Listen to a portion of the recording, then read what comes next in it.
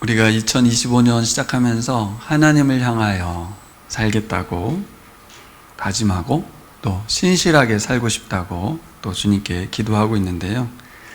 오늘 본문에 나오는 이 귀감이 되는 갈렙의 믿음, 갈렙의 생애를 보면서 우리는 희망을 좀 보게 됩니다. 사람인데 사람이 이렇게도 믿음직하게 신실하게 살아갈 수도 있겠구나 라는 좋은 모델이죠. 갈렙을 볼 때마다 저는 그런 생각을 하게 됩니다. 이런 분들이 있어서 하나님도 무척 기쁘시겠다, 힘이 되시겠다, 그런 생각이 듭니다. 그러면서 이제 나는 어떤가? 갈렙 같은 믿음은 굉장히 좀 멀고 나는 도저히 갈렙 같지는 할 수 없겠다, 이런 생각이 들기도 합니다. 왜냐하면 이 갈렙의 믿음의 고백이 나온 그 결과가 너무나도 놀랍기 때문에 그렇습니다. 그 결과가 너무 크기 때문에. 45년 전이죠. 45년 전에 가데스 바네아에서 12정탐꾼 중에 2명 중에 1명, 여호수아와 갈렙, 그들의 믿음의 고백도 누구나 흉내낼 수 없는 그런 고백이었고, 이 지금 지나서 45년 뒤에 이분이 이 산지를 내게 주소서라고 하면서 믿음의 선포와 고백을 한 것도 도저히 흉내낼 수 없는, 그리고 그 결과가 또 믿음의 고백의 결과가 남은 그 모든 것들이 우리에게는 너무 먼 이야기로 들립니다. 그래서 잠시 뒤에 우리가 찬양도 부르겠지만 이 산지를 내게 주소서 얼마나 많이 불렀습니까? 성전 건축할 때 많이 부릅니다. 막 결단하고 헌신하겠다는. 그래서 갈렙 같은 믿음이기를 우리가 바라고는 있지만 정말 가능한가? 저런 사람이 있을 수가 있을까? 그런 믿음의 사람입니다. 그래서 이제 이런 생각을 하게 되죠. 나는 아니지만 저 사람은, 저 경일 집사님은 가능할 수 있을 것 같아. 나는 어려울 것 같아. 근데 또 경일 집사님은 또 이세호는 가능할 것 같아. 서로 나는 아니지만 저 사람은 할 수 있을 것 같아 라고 생각하지 않을까. 서로가 서로에게 나는 아닌 것 같아. 근데 저분은 정말 믿음의 사람인 것 같아. 왜 이런 반응을 우리가 보일까? 곰곰이 생각해 봤어요.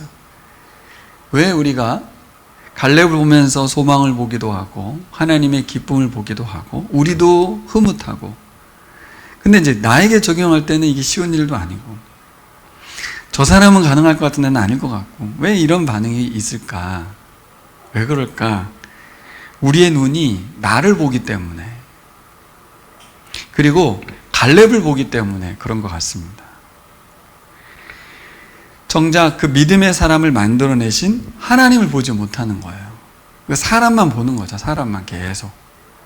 나 같은 존재는 내가 제일 잘 아니까 나를 보게 되고, 또 저분을 보면 갈렙처럼 될 수 있을 것 같아요. 근데 하나님이 갈렙을 세워가셨다는 것을 간과하면 안 되겠죠. 하나님을 보시기를 바랍니다.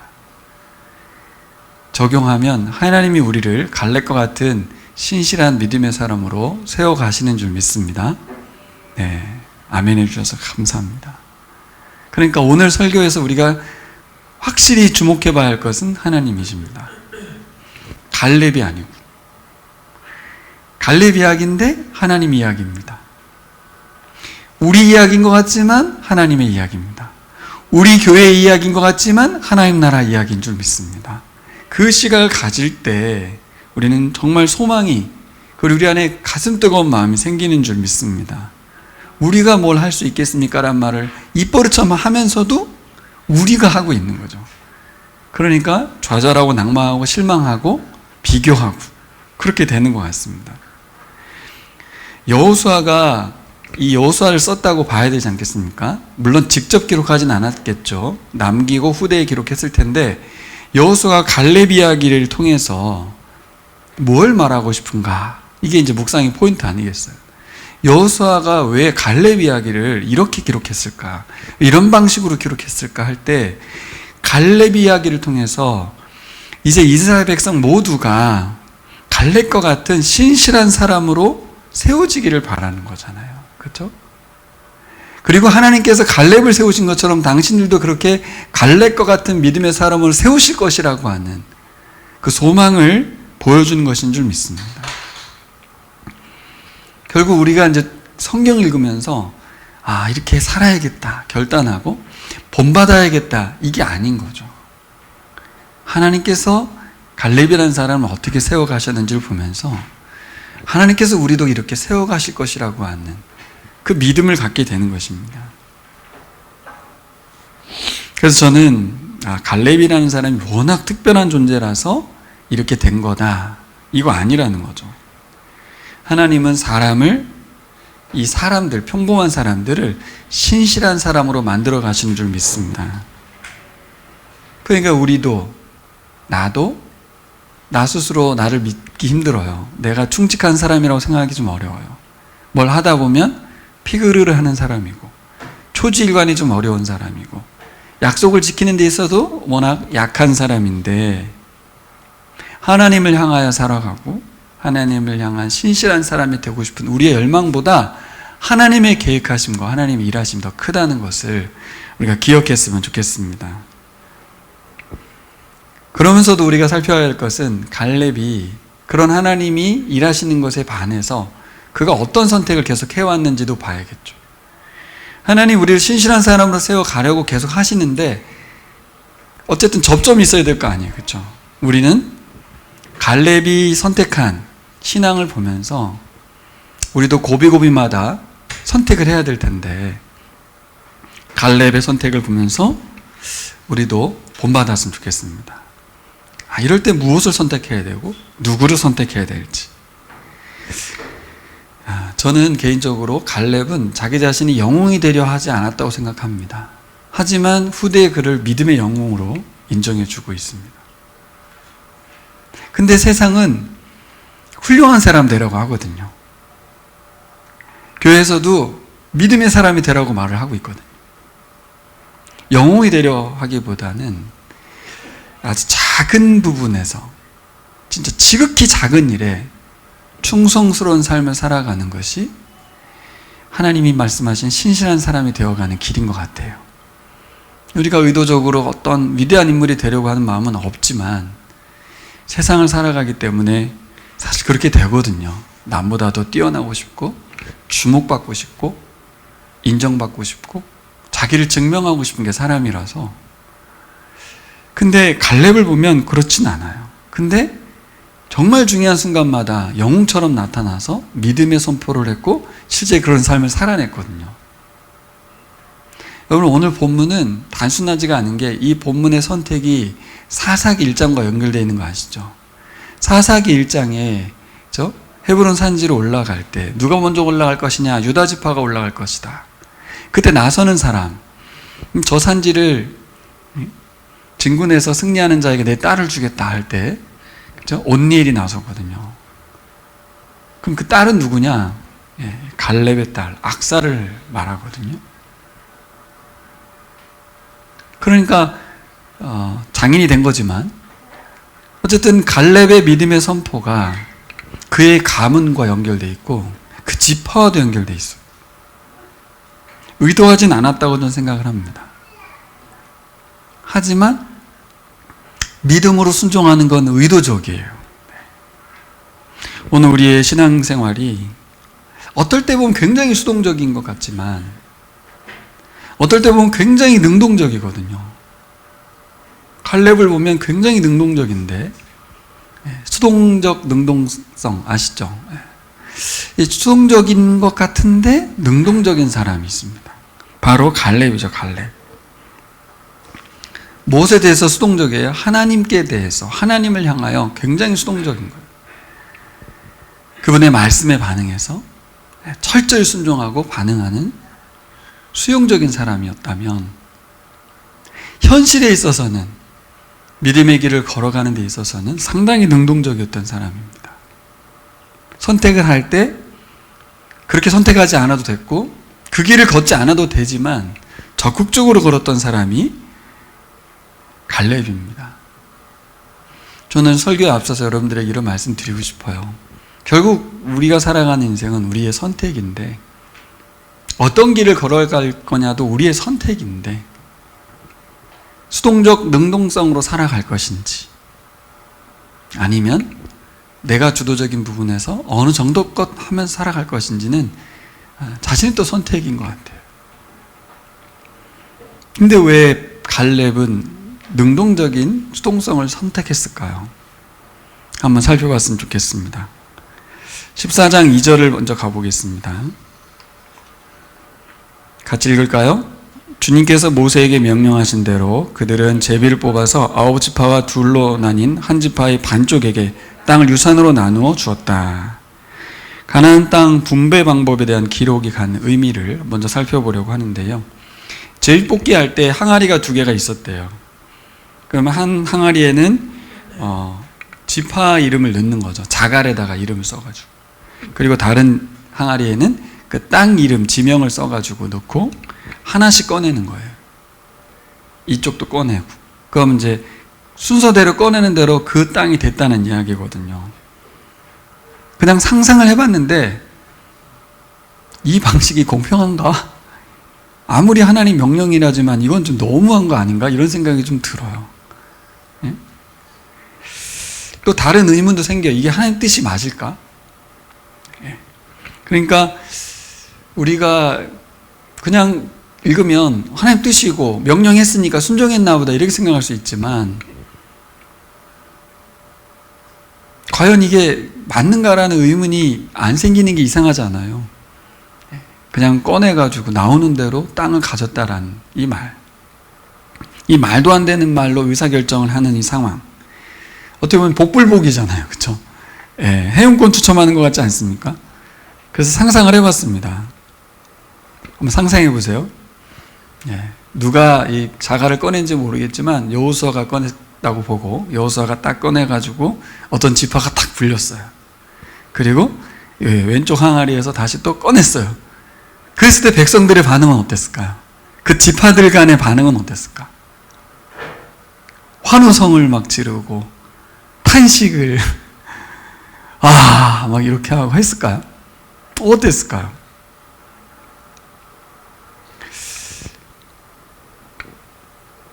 오늘날로 하자면 그랬을 것 같아요. 그 땅을 다 아니까, 땅이 어떤 땅인지 다 아니까, 우리 집한테는 진짜 좋은 땅이 왔구나. 그러면서 이렇게 환호하고, 우리 집안은 정말 정말 척박한 땅이야.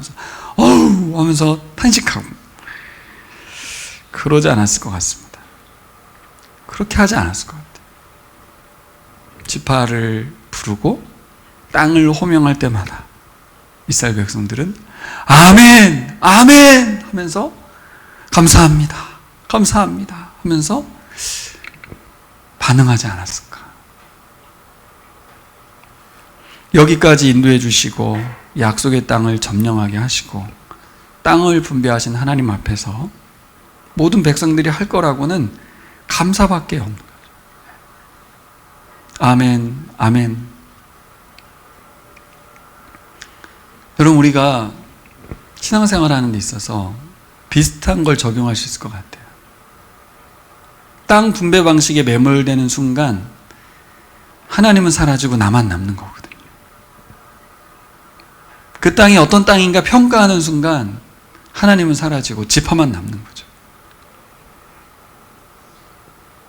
이 땅이 어떤 땅입니까? 400년이나 오래전에 한 사람 아브라함을 부르셔서 하나님이 약속했죠. 너희를 큰 민족을 만들겠다. 너에게 땅을 줄 것이다 라고 했던.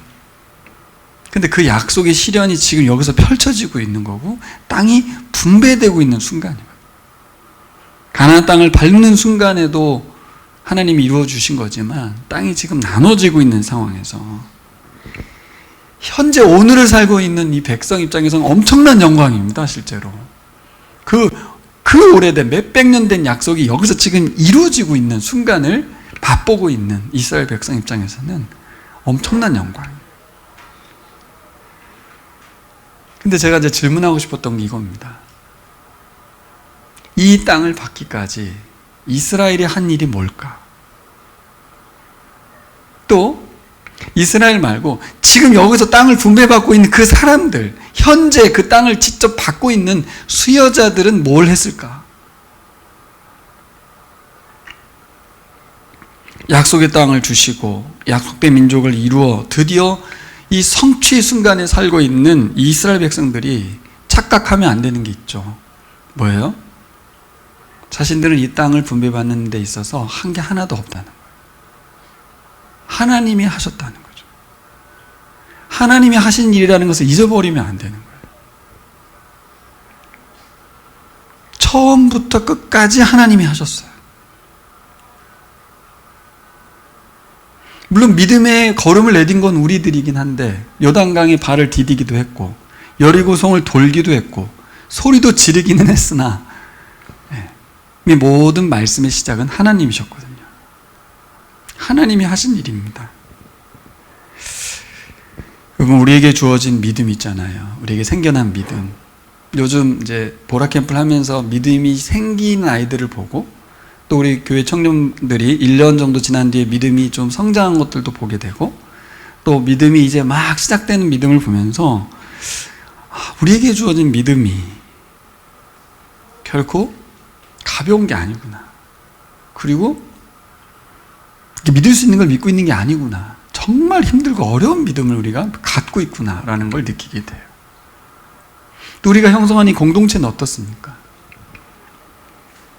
우리가 현재 누리고 있는 것들 결코 우리의 공로가 아님을 알아야 될 점 있습니다. 이 시각이 있어야만 땅 분배가 제비뽑기인들, 형평성 문제 제기, 하나님 뜻인가 이런 질문이 사라지는 거죠.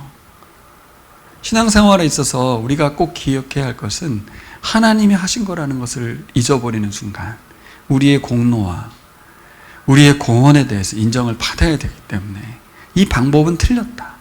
나는 하나 더 받아야 되고 내가 이런 어떤 보상을 받는 것은 불공평하다라고 생각하게 돼요.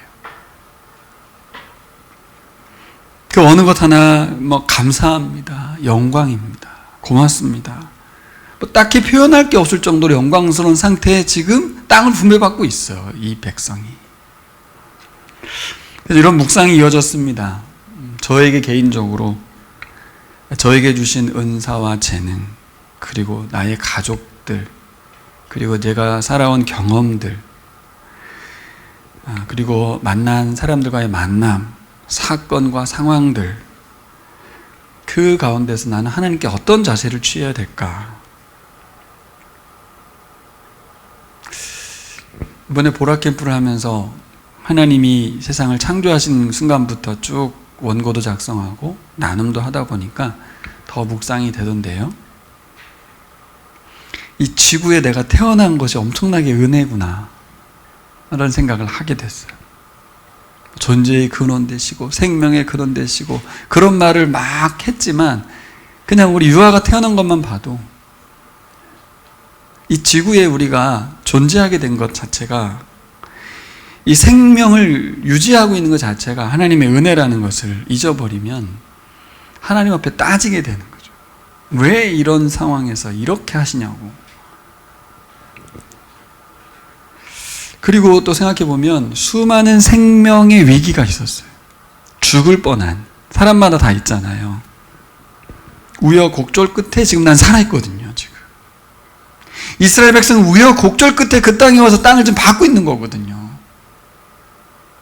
제비뽑기에 집중할 게 아니라 하나님께 집중을 해야 되는데 이 제비뽑기라는 방식이 마음에 안 들 수가 있는 거예요. 어떻게 하면 제비뽑기를 수용할 수 있을까? 어떻게 하면 제비뽑기의 결과를 받아들일 수 있을까? 하나님이 지금 내게 생명 주셔서 이 땅에서 이 땅을 직접 밟고 수여받고 있는 자체가 기적 같은 일이라는 것을 알고 있어야만 거기서 다른 이야기가 사라지고 영광의 하나님을 찬양하게 될 줄 믿습니다. 그리고 어느 날 보니까 제가 새로운 생명, 두 생명을 저의 몸을 통해서 하나님 이 땅에 보내주셔서 가족을 이루고 아이들을 성장시켜서 하나님의 사람으로 세워가는 일을 하고 있더라고요. 그냥 개인적인 가족만 놓고 봐도 그렇고 보라 캠프를 하면서도 그렇고 우리 교회를 섬기는 일도 그렇습니다. 한 생명 한 생명을 하나님과 연결시켜주고 있는 이런 일들이 하나님이 하신 거죠. 제가 자원한 것도 아니고 하나님이 키워오신 줄 믿습니다. 여러분 개인들에게도 한번 적용해 보시면 좋겠어요. 우리는 어느 순간 왜 이 방법이냐, 이게 뭐냐, 이렇게 본질이 아닌데 그 부분에 너무 매이게 될 때가 있어요. 두 번째 우리가 생각해 볼 건 갈렙의 선택인데요. 하나님 뜻대로, 약속대로 순종해서 땅 분배가 진행되는데 독특한 한 사람 이야기가 실려있죠. 갈렙의 이야기입니다. 이 제비뽑기라는 방식, 하나님의 뜻, 이 말씀과 연결해서 볼 때 갈렙의 선택이 주는 메시지가 우리에게 큽니다. 첫 번째로 갈렙이 선택한 것이 뭐냐 할 때 그는 하나님을 선택했어요. 여기 내용이 잘 안 남아 있지만 여호수아서가 갈렙을 소개할 때 어떤 사람인지 소개하고 있거든요. 이 사람이 그니스 사람이다 이렇게 나옵니다. 왜 그니스 사람이란 말을 했을까?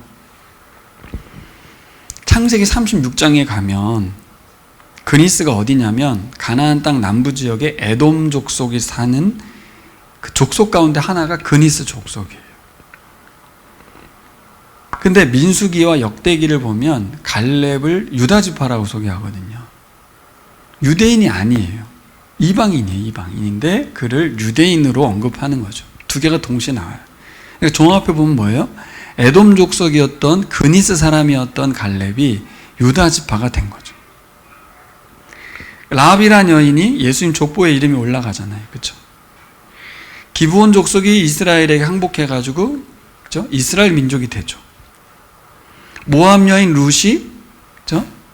다윗 왕의 외조모가 되잖아요. 그렇죠? 여기서 우리가 생각해 보야 될 게 있어요. 갈렙은 하나님을 믿기로 결정한 라합과 같은 존재였어요. 그래서 더 의미 있는 거죠. 12명의 정탐꾼 중에 하나였던 것도 의미 있고, 이스라엘 백성들 중에서 딱 2명 중에 1명이 이방인이었던, 출신이 이방인이었던 그가 믿음의 선포를 하면서 이스라엘 백성들을 주도했다는 것도 중요합니다. 하나님의 구원의 대상이 결단코 유대 혈통주의가 아니었다는 것을 구약성경은 계속 말하고 있어요. 우리가 알 땐 유대인들은 선민의식에 쩔은 사람들인 것 같은데 사실 그들의 입장에서 그런 거고, 하나님은 계속해서 이방인이지만 믿음의 사람들을 들어서 하나님의 사람들을 세워가시는 것을 볼 수 있습니다. 그래서 갈렙 본문을 잘 보면 좀 오해가 될 수 있는 게, 하나님이 갈렙을 특별히 사랑하시나? 뭐지? 아니죠. 갈렙이 선택한 겁니다. 라합처럼 선택한 거고 룻처럼 선택한 거예요. 뭘 선택했습니까? 하나님을 경외하는 사람으로 살겠다. 나는 하나님을 경외하는 자로 살아가겠다. 그러고 보면 갈렙에게만 열려있는 길이 아니에요. 라합도 받았고 룻도 받았다면, 그죠? 기브온 족속도 다 받아들였다면 누구에게나 열려있는 길이었어요. 하나님 경외가. 근데 아무나 들어오지 않았어요. 누구나 들어온 적도 없고요. 길이 근데 너무 들어오는 게 쉬웠어요. 하나님을 창조주로 인정하면 되는 거예요. 자신이 하나님 앞에 죄인임을 인정하면 누구나 하나님의 자녀가 될 수 있었어요. 근데 길은 되게 쉬운데 장벽은 너무 많았어요. 현실적으로 보면, 사회적으로 보면 그가 가진 이방인 출신이라는 것 때문에 유대인들의 차별, 그렇죠? 그가 가진 배경, 유대의 혈통주의로 똘똘 뭉친 이스라엘 속에서 이방인으로 살아가는 삶, 얼마나 힘듭니까? 근데 핵심은 뭐예요? 하나님을 경외하기로 선택한 것으로 모든 것을 문제 삼지 않게 된, 모든 차별과 그렇죠? 배제에 대해서도 다 수용하고 하나님의 사람을 살겠다는 룻과 같은 선택이고, 기브온 족속 종으로 살겠다고 했잖아요. 우리가 이룰 수 있을까 싶은 거예요. 첫 번째 선택은, 믿음의 길의 선택은 언제나 많은 장벽들이 있지만 결단코 하나님 경외하기를 멈추지 않겠다. 나는 하나님만을 선택하겠다고 하는 이 선택이 주요했다고 저는 봅니다. 신앙생활 할 때도 우리에게도 마찬가지예요.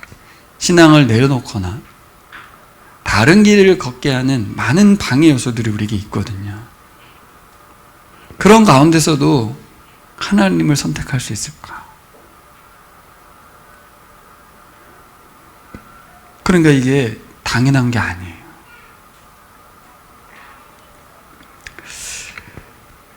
잘 생각해보면 걸리적거리는 게 되게 많더라고요. 신앙생활에 걸리적거리는 게 실제적으로 나의 태생이 걸려요. 난 왜 이런 집에서 태어났는가에 대한 해석이 계속 일어나고, 가족들 관계도 걸리고요. 살아오면서 사건이 일어나고 사고도 생깁니다. 모든 것들이 방해 요소예요. 하나님을 선택함에 있어서, 하나님께 집중함에 있어서 걸리적거리는 것들이에요. 난 이래서 하나님 선택하기가 어렵고 이래서 하나님만 신뢰하기가 어렵다고 말할 수 있는 많은 것들이 있는데, 갈렙은 그것을 모두 내려놓고 하나님과의 관계를 선택했다는 것. 저는 여기서 신약 성경에 오면 예수님이 그러지 않았습니까? 누구든지 예수 이름 부르면 구원받는다. 누구든지. 또 누구든지 자기 십자가를 지고 나를 좇으면 내 제자가 된다고 했거든요. 구원을 받는 것도 예수의 제자가 되는 것도 누구든지 열려 있어. 길도 간단해요. 그냥 예수 이름 부르면 되고 예수님 십자가를 지고 따르기만 하면 되는데, 누구든지 올 수 있는데 아무나 들어오진 않는다.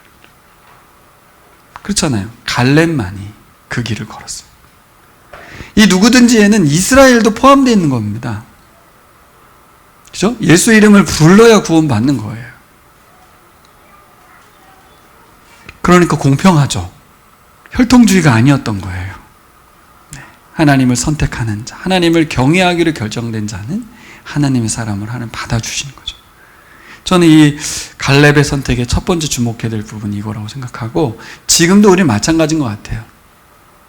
제가 보기엔 우리 민경일 집사님은 평생 하나님을 변치 않고 섬길 것이고 끝까지 갈 것 같은데 장담할 수 없는 거죠. 우리가 봤잖아요. 그동안 짧은 신앙생활이지만 중간에 이탈되어 예배조차 드리지 못한 채로 자신의 삶을 살아가는 그런 사람들 봤거든요. 절대 그럴 사람이 아니었거든요. 그러니 나에게 적용해 볼 때 나라고 다를 수 없어요. 우리는 계속해서 하나님을 선택해야 될 줄 믿습니다.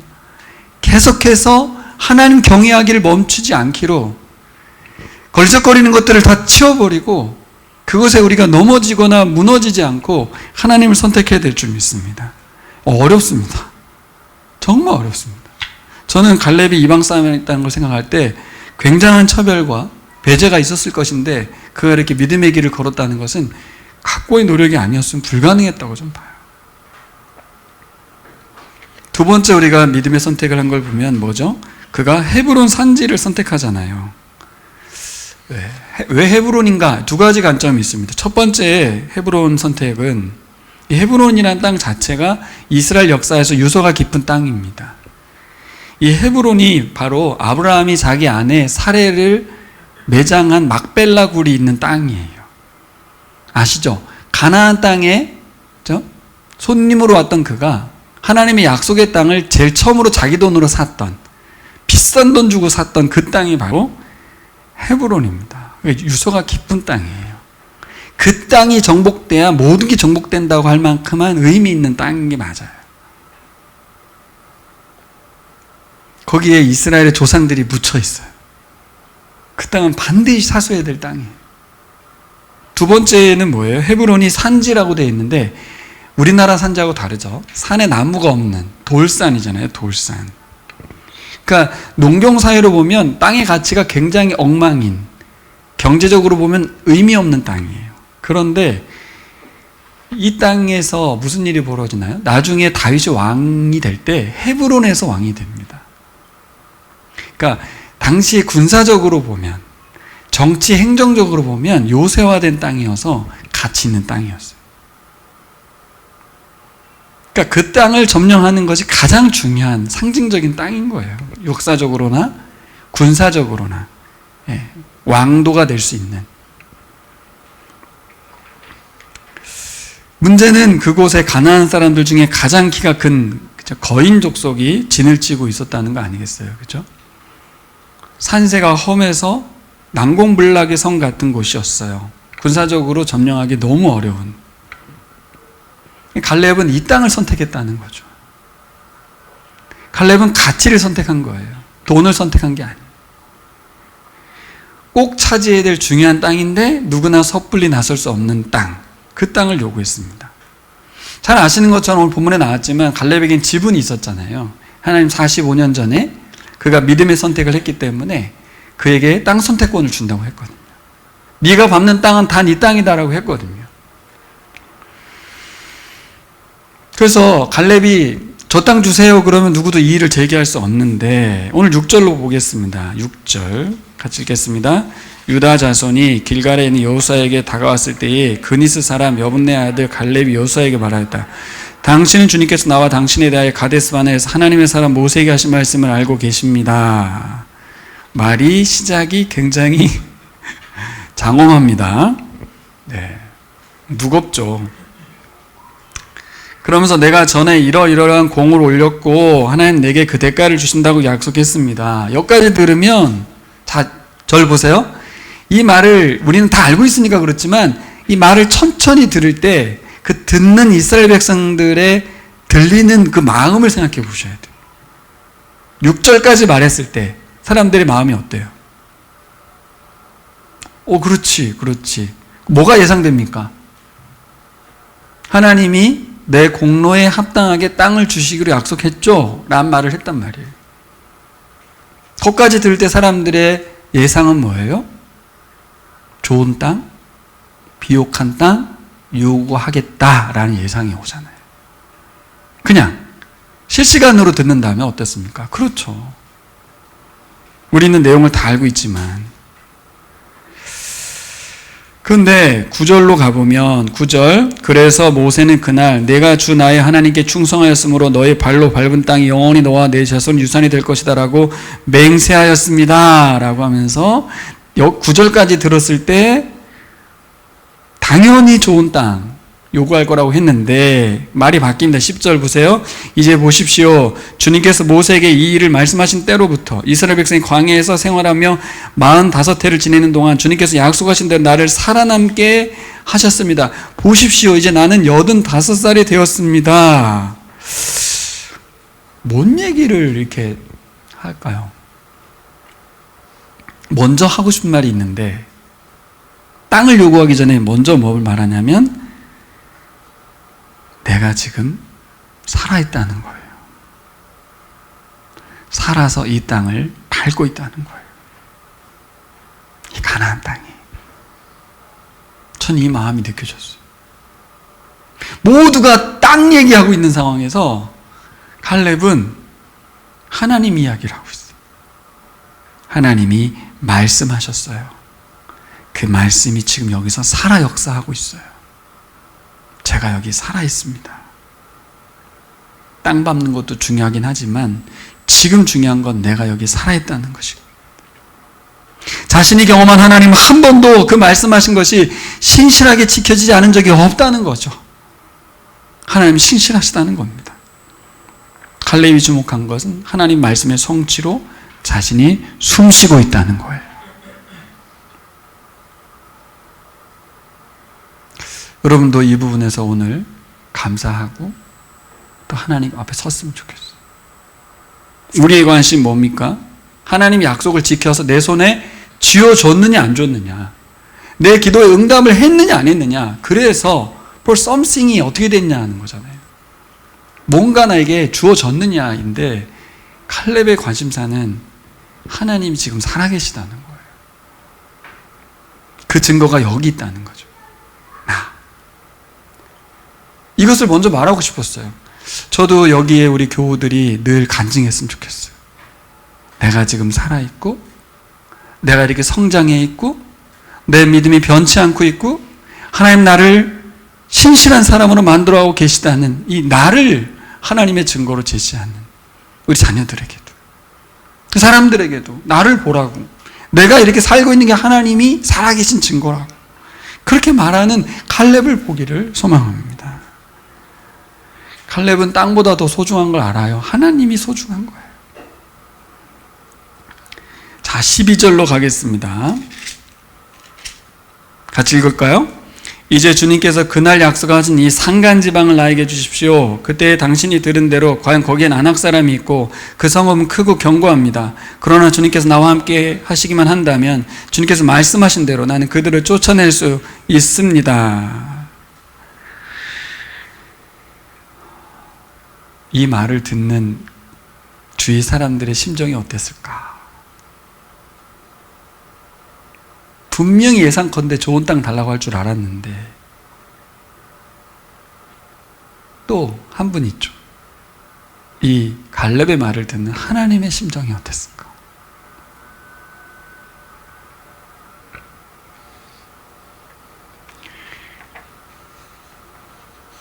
여러분은 어떻습니까? 이 갈렙의 이 선택의 이야기를 듣는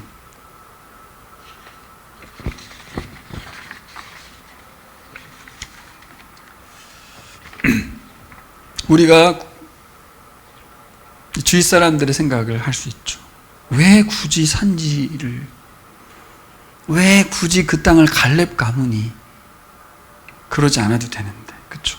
이제 좀 누려도 되고 그만하셔도 될 것 같은데 이 85세에 좀 있으면 죽을 것 같은 이 상황에서 여전히 나는 힘이 똑같다고 말하면서 갈렙이 하지 않아도 되는 선택이었습니다. 누구도 예상하지 못한 땅을 요구한 거예요. 제가 선택해도 이렇게 요구하지는 않습니다. 후손들이 길이길이 편안하게 먹고 살 수 있는 땅을 요구하게 되죠. 이건 누구나 다름이 없는. 근데 왜 갈렙은 여기서 이 땅을 요구했을까? 이게 깨어있는 신앙인인 것 같아요. 사람들의 온통 관심은 땅에 있는데 갈렙의 관심은 사람에게 있었어요. 우리가 하나님의 사랑, 신실한 사람이 되지 않은 채로 좋은 땅, 비옥한 땅을 갖는다 한들 한 세대가 못 가서 그 땅 다 뺏길 것이다.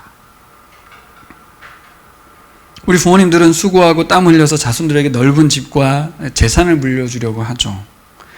자손들이 부모의 고생의 혜택을 만끽하면서 수고하지 않고 누리고 싶어요. 그랬으면 좋겠습니다. 결국 우리의 사는 목적은 이 땅에서의 편안과 안녕이 전부인 거예요. 결과적으로 그래요. 근데 갈렙은 이스라엘이 가나안에 들어온 이유가 그게 아니라는 걸 알고 있는 거예요.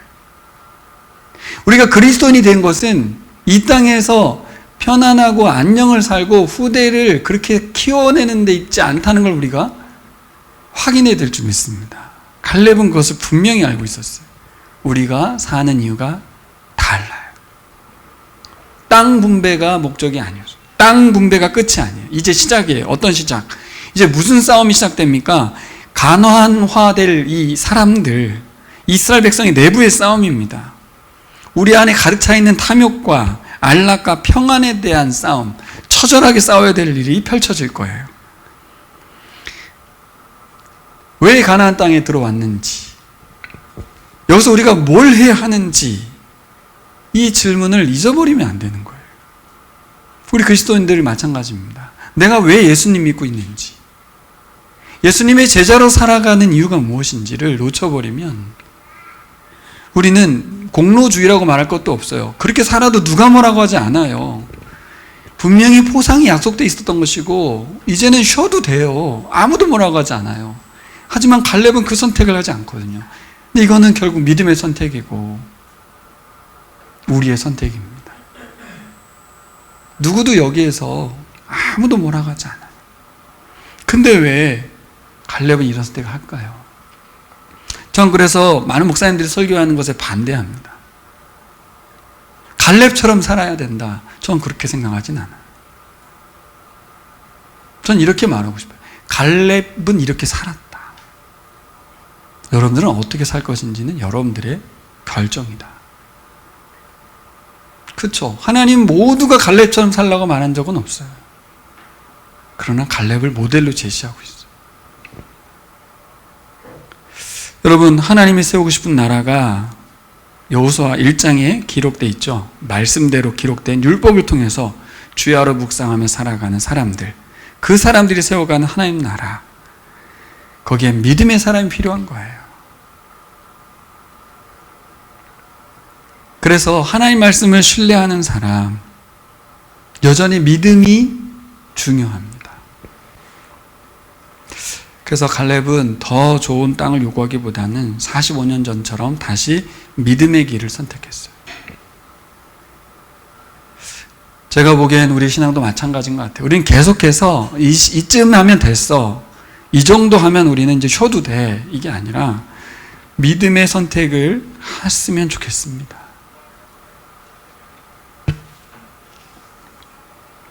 왜냐하면 믿음의 길을 걷는 것을 멈추는 순간 가난화 돼버려. 모든 게, 이제까지 걸어온 모든 삶이 완전히 무너져 내려버려요. 결국 갈렙의 선택은 뭡니까? 여전히 우리에게 믿음의 선택을 통해서, 하나님을 선택하는 이 길을 통해서 하나님 나라가 세워질 때까지 최선을 다해야 된다고 말하는 것입니다. 안주할 때가 아니라는 것이죠.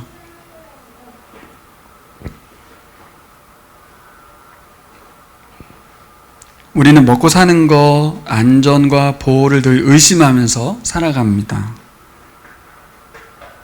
저도 그런 것 같아요. 미래가 너무 불투명하고 현실은 쉽지는 않기 때문에. 근데 갈렙은 하나님 믿고 하나님 나라 세워가는데 힘쓸 것을 선택했어요. 자, 저를 보실까요? 결국 이 시점에서 그런 사람이 필요했던 거예요. 누군가 이 땅을 차지하는 것에만 매몰되는 게 아니라 믿음의 사람이 필요했어요. 그때 또다시 나선 사람이 갈렙이에요. 제가 이 믿음의 길을 걷겠습니다. 계속해서 하나님 나라 세워가는데 제가 이 길을 걸어가겠습니다 라고 한 거예요. 왜 그랬을까요? 왜 갈렙이? 결국 후대에게, 다른 사람들에게 우리가 선택해야 되는 길은 믿음의 길이지 안락의 길이 아니라는 거예요. 여기는 안식의 땅이 아니라는 거예요. 최종 목적지가 아니라는 거예요. 하나님 나라가 있다는 것이죠. 그래서 여러분, 여호수아서는 마지막에 여호수아가 선택 문제를 다루잖아요. 너희는 좌부간에 결정해라. 믿음의 선택을 요구하거든요. 여호수아의 핵심 주제는 선택입니다. 선택. 갈렙의 선택을 보면서 믿음이란 뭔가 매 순간 하나님을 선택하는 것이다. 하나님 선택하게 될 때 우리가 하나님의 은혜를 맛볼 수 있게 됩니다. 14절을 볼까요? 14절. 그래서 헤브론은 그니스 사람 여분네 아들 갈렙의 유산이 되어 오늘까지 이른다. 그것은 그가 주 이스라엘 하나님 충성스럽게 따랐기 때문이다. 세번역은 이렇게 되어 있고 개역성경은 이렇게 되어 있습니다. 헤브론이 그니스 사람 여분네 아들 갈렙의 기업이 되어 오늘까지 이르렀으니 이는 그가 이스라엘의 하나님 여호와를 온전히 쫓았음이라.